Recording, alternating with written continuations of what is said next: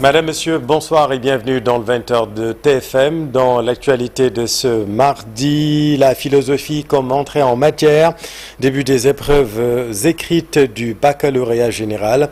Autorités académiques et candidats saluent le bon déroulement. Nous ferons le point à Dakar et en région. Justice pour Lamine Keïta, victime de la brutalité de la police nationale selon sa famille. L'affaire est sur toutes les lèvres à Rosso, Sénégal. Reportage assure. Alerte maximale à la frontière sénégalo-malienne. Des djihadistes présumés mènent plusieurs attaques contre l'armée malienne. Des attaques ont eu lieu à Dipoli, localité très proche du Sénégal. La vigilance est maximale du côté de l'armée sénégalaise. Nous ferons le point également. Voilà pour les titres et tout de suite le développement.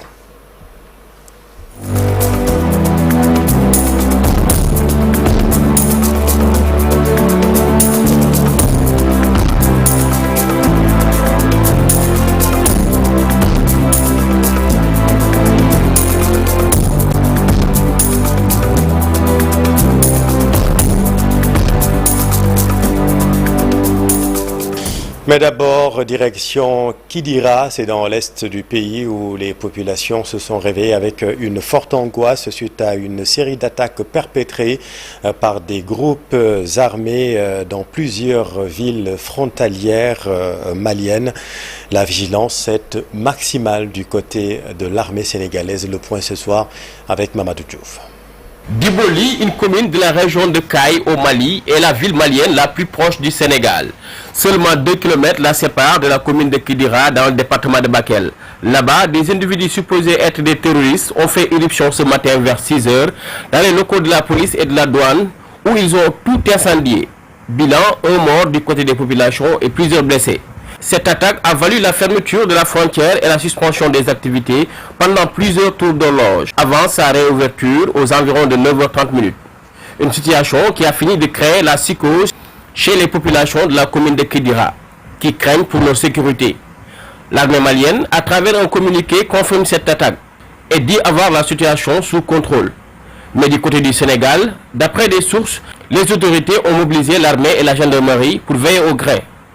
Commerçants et transporteurs qui empruntent le corridor Dakar-Bamako demandent aux autorités sénégalaises et maliennes d'unir leurs forces pour renforcer la sécurité dans la frontière. Merci Mamadou. Journée noire également à Rosso, Sénégal, suite au décès du jeune Talla Keïta. Sa famille pointe du doigt 2 policiers d'être à l'origine de sa mort et réclame justice. Les jeunes de la ville de Rosso ont longtemps perturbé le trafic sur la route nationale. Le point avec Ousseynou Diop et Habib Seck. Le décès brutal de Talla Keïta, 18 ans, quelques jours après son altercation dans la nuit du 13 au 14 juin avec 2 policiers à Rosso, Sénégal, a déclenché une vague d'indignation et de manifestations dans la ville. Selon les informations reçues, le jeune homme aurait été battu et brutalisé alors qu'il souffrait d'une maladie après plusieurs interventions chirurgicales. En plus, l'ambulance l'a emporté jusqu'à l'hôpital de Richard-Toll et après, c'est hier qu'il a perdu la vie. La victime a été conduite au poste de santé de Rosso, Sénégal, puis à l'hôpital de Richard-Toll, où il a finalement rendu l'âme. La mère de la victime réclame justice.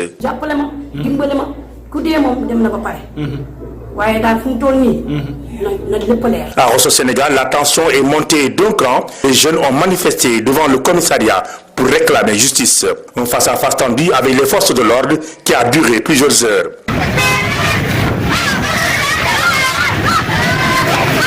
La police est pointée du doigt concernant le décès du jeune garçon. Le ministre de l'Intérieur doit cette fois-ci apporter toute la lumière sur cette affaire qui continue d'alimenter les discussions et de faire du bruit à Rosso, Sénégal. À Dakar, à Cambérène, exactement au lendemain des manifestations entre forces de l'ordre et au lendemain des affrontements entre forces de l'ordre et des jeunes. La mort par noyade de 2 jeunes a provoqué l'ire de la jeunesse. La tension était vive entre forces de l'ordre et des jeunes du village. Reportage Habib Faye. Une matinée calme à Cambérène, le village Lébou se remet doucement des violents affrontements qui l'ont secoué. Après un déluge de grenades lacrymogènes et irritantes, les stigmates des tensions sont encore bien visibles. Des pneus calcinés jonchent les rues, des routes restent barrées, le calme est revenu, mais les esprits restent marqués. Ces affrontements doivent cesser, parce qu'il y a des adultes et des enfants qui n'ont pas la force de résister. Certains sont malades. Hier, j'ai été obligé d'amener mon enfant asthmatique au centre aéré de la BCAO. On y est resté jusqu'à 2 h du matin.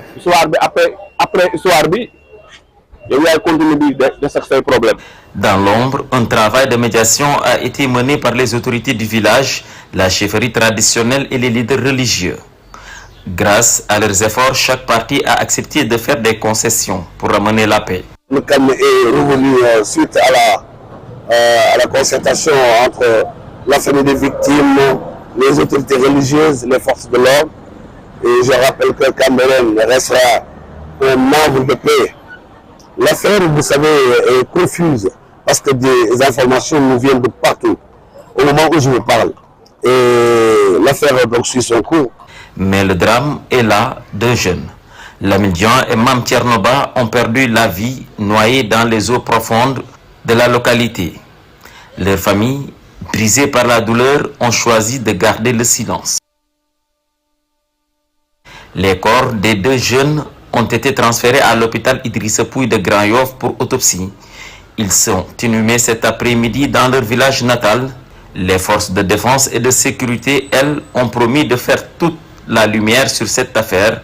Un communiqué a été publié pour tenter de rassurer une population toujours remontée contre leur action lors des affrontements. Oui, Habib, vous l'avez dit dans un communiqué, la police nationale est revenue avec munitions dans le détail sur cette affaire qui a secoué la ville de Cambérène hier. Toute la lumière sera faite selon la police nationale. Cependant, les défenseurs des droits humains condamnent ces violences. Voyons tout cela dans ce reportage de Cher Diop. C'est toujours l'indignation à Cambérène et à Rosso, où 3 jeunes ont perdu la vie. Elles viennent s'ajouter à la longue liste de personnes tuées au cours de leur interpellation. La police toujours au banc des accusés. L'enquête doit être ouverte et que les responsabilités doivent être situées. Parce que même si c'est des agents, si ces agents sont impliqués dans certaines bavures qui sont avérées, la loi doit s'abattre sur eux et même arriver jusqu'à souvent retirer certains de la police. Parce que pour nous, tous ces agents qui sont auteurs de torture, de certaines violences contre les populations n'ont pas leur place au sein de notre police nationale. Les militants des droits humains condamnent ces cas de bavure présumés. Ils interpellent la hiérarchie pour lutter contre ce qui a tout l'air d'une impunité. Il faudrait que nos forces de défense et de sécurité, de manière générale, la police nationale, en tout cas dans l'exercice de leur mission, évite de poser des actes qui peuvent être qualifiés comme des actes de torture. Parce que la police a intérêt à pacifier ses relations avec les populations, parce que la police est au service de la population. Et ça, la population doit le comprendre, l'accepter. Pour le double drame de Cambérène, la police nationale a réagi à travers un communiqué pour rejeter les accusations. Elle n'a pas encore donné sa version pour le cas de Talla Keita à Rosso, dont le certificat de genre de mort est accablant. En 2024, près de 2% des demandes de cartes d'identité annulées à cause de la fraude ou l'usurpation d'identité. L'Agence nationale de l'état civil et la direction de l'autonomisation du fichier signent un protocole d'interopérabilité pour mieux lutter contre le phénomène. Voyons tout cela avec Alassane Par. Un pas décisif vient d'être franchi avec la signature de cette convention. L'Agence nationale d'état civil et la direction de l'autonomisation des fichiers unissent désormais leurs forces pour bâtir un système d'identification nationale fiable et sécurisé. Le protocole que nous signons aujourd'hui va permettre pour la première fois un échange sécurisé et en temps réel des données entre l'ANEC et la DAF. Cette interopérabilité assurera l'authentification fiable des actes d'état civil, l'annulation immédiate des cartes nationales d'identité en cas de décès et une gestion optimale des processus d'identification tout en respectant les droits fondamentaux de nos concitoyens. Cette dynamique de collaboration vise aussi à offrir aux populations des services d'état civil plus accessibles, plus sûrs et plus performants, tout en garantissant la protection et la confidentialité des données personnelles. Elle constitue un levier essentiel pour bâtir une gouvernance plus transparente et plus inclusive au service du bien-être de tous. En 2024, 1,72 des demandes de carte nationale d'identité ont été rejetées. La raison, des faux extraits de naissance. C'est dire l'importance de ce protocole dont l'un des objectifs majeurs est justement de lutter contre ces fraudes documentaires qui menacent la cohésion sociale et la sécurité nationale. Comme vous le savez, jusqu'à aujourd'hui, la DAF n'a pas un mécanisme d'authentification qui permette d'attaquer la base de données que nous avons au niveau de l'état civil, qui réunit les centres d'état civil. Avec le RNEC, le registre national d'état civil, nous avons plus de 20 millions d'actes dans le système et ça va permettre d'authentifier notre base à partir aussi de la DAF. Comme vous le savez, la DAF a environ plus de 10 millions d'actes avec la biométrie. Et ainsi, avec l'interopérabilité, nous aurons à faire le toilettage, à authentifier les bases, à rendre le système fiable, sécurisé, mais surtout aussi accessible. Le ministre de l'Intérieur a d'ailleurs rappelé l'importance de cette initiative, invitant les deux structures à mettre en œuvre rapidement leur engagement. Il a également insisté sur la nécessité d'un suivi régulier pour anticiper et résoudre toute difficulté. Venons-en au démarrage des épreuves écrites du baccalauréat général 2025 avec comme entrée en matière la philosophie. Autorités académiques et candidats saluent le bon déroulement. Illustration au lycée Malamine Camara, Fabintou Conté et Amadou Ba. Le cours de philosophie ouvre le bal pour le baccalauréat 2025. Pour cette année, les candidats avaient le choix entre 3 sujets. Nous sommes au lycée Sergent Malamine Camara, un centre d'examen qui comprend 3 jurys, avec un total de 992 candidats. Le centre compte presque 1000 candidats, puisque nous avons 992. Donc ils sont répartis en 3 jurys. Les jurys mixtes. Nous avons par exemple le 1150, qui est un jury L'1L2. Le jury 1151 qui concentre que des élèves de S2 et le jury 1152 où nous avons la série L', la série S1 et la série S2. Toutefois, des absents ont été notés. Nous trouvons avec 17 absents, 8 hommes et 9 filles.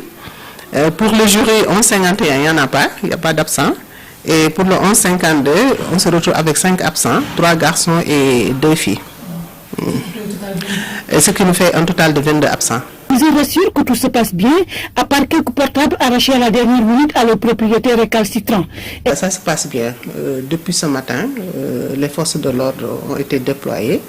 Les candidats sont venus, les surveillants également, les présidents du jury. Donc, pratiquement, tout le monde était là à l'heure, ce qui fait qu'à 7h30 pile, on a pu démarrer.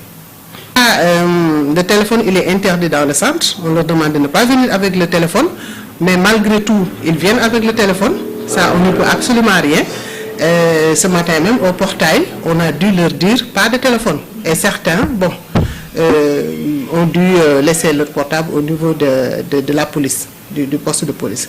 Mais quand même, qu'ils sachent que c'est un examen et que la tricherie, c'est une contre-valeur. Cette année, près de 166 000 candidats doivent se présenter au baccalauréat dans l'ensemble du territoire national. Et cap sur Thiès où la région compte plus de 28 900 candidats. Une augmentation d'ailleurs a été notée, une augmentation de 857 candidats. Toutes les dispositions ont été prises pour un bon déroulement des épreuves selon l'adjoint au gouverneur Georges Faye avec notre équipe dans la Cité du Rail. D'effectuer la traditionnelle tournée des centres d'examen pour le baccalauréat et notre première impression, c'est une impression satisfaisante parce que le dispositif est déjà en place, les correcteurs sont là, les surveillants sont ici aussi et le matériel est déjà mis en place. Donc on a une bonne impression et ça présage déjà d'un bon déroulement de l'examen. Tout ce qu'on a vu, tout ce qu'on a entendu également, ce sont des choses positives. On a rencontré l'ensemble des présidents du jury et des chefs de centre qui nous ont rassurés, qui nous ont dit que le personnel surveillant était à l'heure, donc les candidats aussi étaient à l'heure, et il n'y a pas eu de résistance par rapport à l'accès des téléphones portables. Les élèves ont collaboré, les candidats ont collaboré, donc ça s'est passé très bien. Jusque-là, aucun couac n'a été signalé et ça nous rassure. Le dispositif a été bien mis en place, les policiers étaient sur place à 7h30 et ils ont procédé à la fouille de certains sacs, et aussi ils ont insisté sur le fait de ne pas autoriser les téléphones dans les centres. Donc je pense que tout a été fait pour que l'examen se passe dans les meilleures conditions.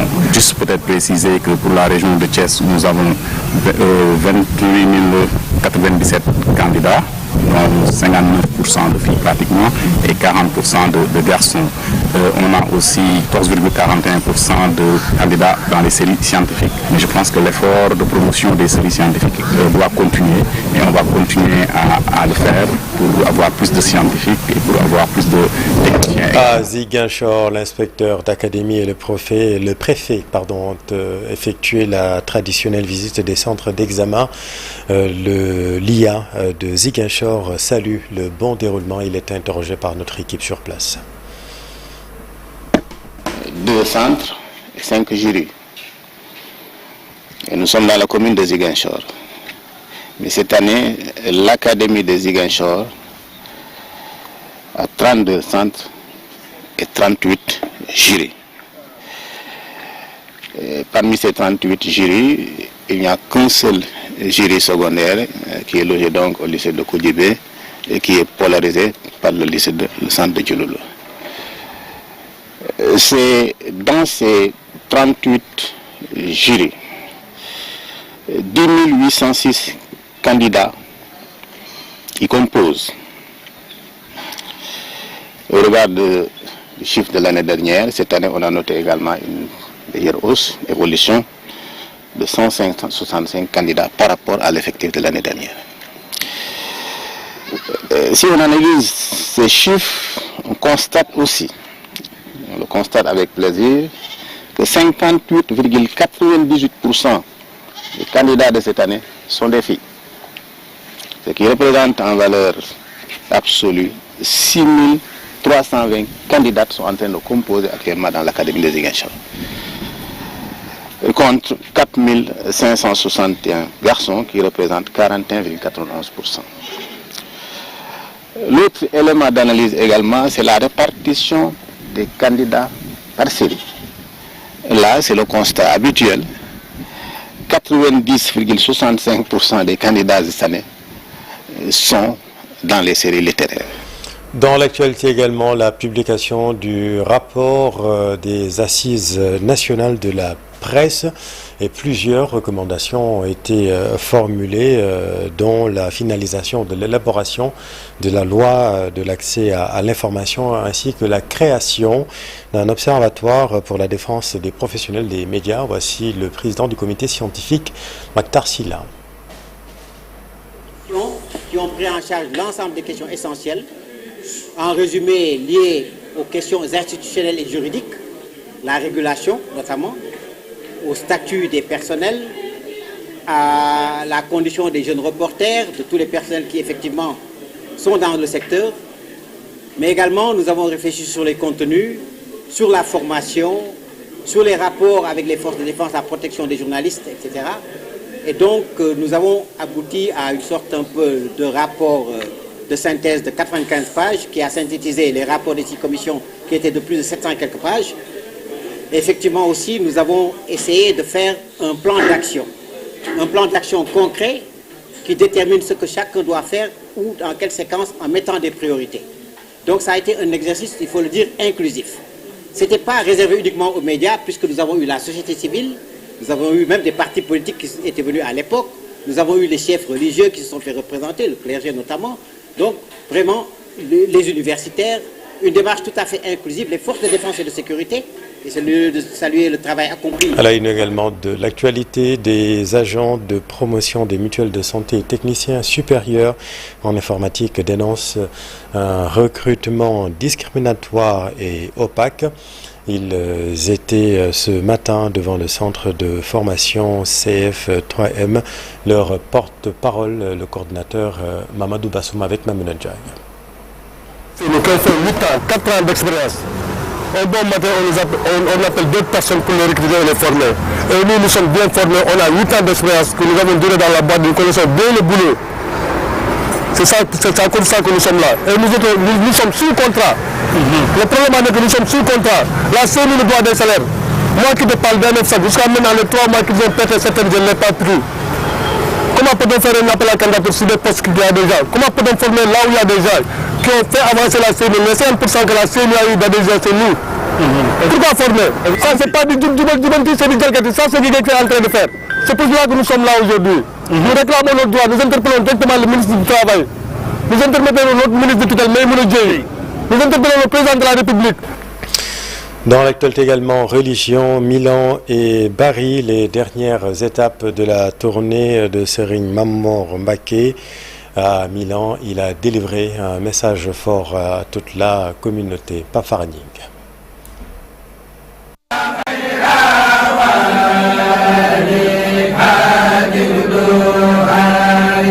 Après près de 2 mois passés en Italie, Serigne Mamor Mbacké a achevé sa tournée par des étapes à Milan et Bari.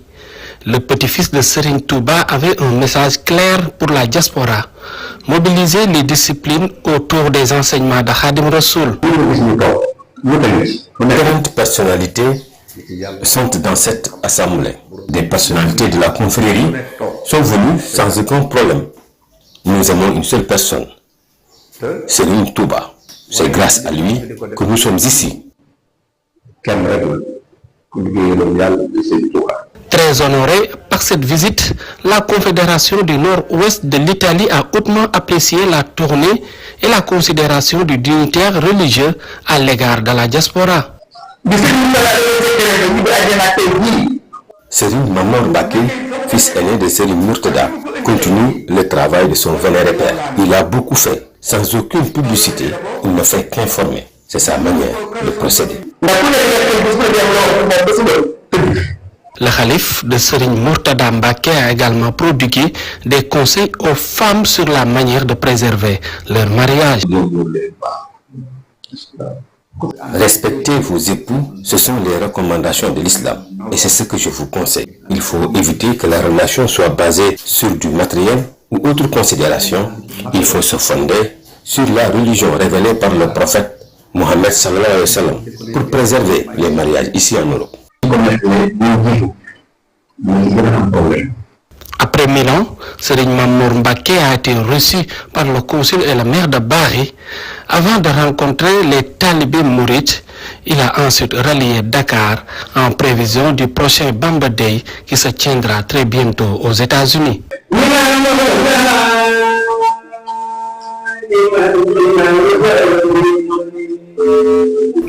En sport, karaté, organisé à 20 jours des championnats d'Afrique 2025, l'Open international de Dakar a servi d'occasion à la préparation et à la sélection de leurs membres pour le Sénégal et d'autres pays de la sous-région. Cher Salibou Diarra et Amadouba. La 4e édition de l'Open international de karaté de Dakar, une compétition qui a réuni pas moins de 209 athlètes au stadium Marius Ndiaye. Nous, on ne fait pas le round robin parce qu'au niveau international, c'est 32 catégories, 32 personnes par catégorie. Alors qu'ici, on fait le système éliminatoire, comme les championnats d'Afrique, comme les championnats du monde. Mais l'Open réunit les grands champions de toutes les régions. À part ça, vraiment, l'Open a besoin de moyens pour plus progresser et puis pour plus recevoir des combattants de haut niveau, international surtout. Parce qu'il y a beaucoup de gens qui m'ont contacté, le Gabon, Niger, tout le monde, mais c'est la prise en charge qui pose problème. Parce qu'eux, ils ont le billet pour se déplacer, mais ils n'ont pas les moyens de se prendre en charge. 163 en garçons et 49 en dames. Nous avons vraiment la participation de nos pays frères. Il y a la Côte d'Ivoire qui est là, le Tchad est aussi là. Tenu à 20 jours des championnats d'Afrique de karaté 2025 au Nigeria, l'Open international de Dakar, moment de tri pour l'équipe nationale du Sénégal. Faire une très bonne sélection nous permettra d'amener d'autres types de compétiteurs qui vont quand même se frotter avec nos athlètes de l'équipe nationale. Ça va quand même booster leur performance. C'était le cas des athlètes venus de l'intérieur du Sénégal, comme ceux de Louga ou de Kaffrine, qui se sont bien illustrés. Basket, Maître Babacar Ndiaye, le président de la Fédération sénégalaise, est confiant pour le sacre du Sénégal à l'Afro-Basket féminin 2025 en Côte d'Ivoire. Et pour arriver à cette fin, il annonce que toutes les conditions sont réunies. Le voici avec Chersad Boudjara. Que vous allez vous battre, ça j'en suis convaincu parce que j'ai fait 5 Afro-Basket avec vous. Sur les 5 Afro-Basket, nous avons joué 4 finales. Cette année, l'objectif de tout le monde, c'est vraiment d'abord de se qualifier en finale. Parce que rien n'est acquis à l'avance. On aura des demi-finales compliquées. L'Afro-Basket n'est pas facile. Mais cette année, l'objectif, c'est de reconquérir le titre. Si vous avez vu, la fédération a également pris toutes les dispositions dans l'éligibilité même des joueurs pour essayer de renforcer l'équipe par rapport à 2023. Si l'équipe est au complet, si tout le monde vient, et après le choix de l'entraîneur, moi je suis confiant. Je suis vraiment confiant pour cette année. Prions simplement que cette confiance va se concrétiser par une victoire. Et puis randonnée pédestre, la deuxième grande randonnée des 6 Cap Liberté placée sous le thème du régime alimentaire des diabétiques. Une réussite selon Khargei, la présidente du club, avec Chersad Boudjara. Tout le monde est venu, tout le monde était présent, tous les clubs étaient présents, tous les présidents de district aussi étaient présents. Et puis il y avait même aussi les anciens internationaux du basket aussi qui étaient présents. Donc vraiment, j'ai eu une satisfaction totale quand même. On a choisi le régime diabétique et le sport. Parce que vous savez, dans chaque maison, quand vous rentrez, il y a un diabétique ou bien deux. C'est pour ça qu'on a choisi ce thème pour sensibiliser les gens que c'est pas c'est pas parce que je fais du sport ou bien je fais de la marche. J'ai sorti beaucoup de sueur, donc je peux manger n'importe quoi. Non, même si vous faites du sport, arrivez à la maison aussi, il faut savoir ce que vous consommez. Et là, c'est très important. Et puis, je voudrais aussi parler sur le thème, parce que vraiment, il faut faire la diabète un cas social. Ils trouvent des difficultés pour acheter leurs médicaments et pour le régime aussi. Donc, je pense que la diabète, il faut en faire un cas social. C'est la fin de cette édition. Merci infiniment de l'avoir suivi. Soir d'info, la suite dans un instant avec Papa Blaider. Restez avec nous sur TFM. Vous êtes au bon endroit. Bonne soirée.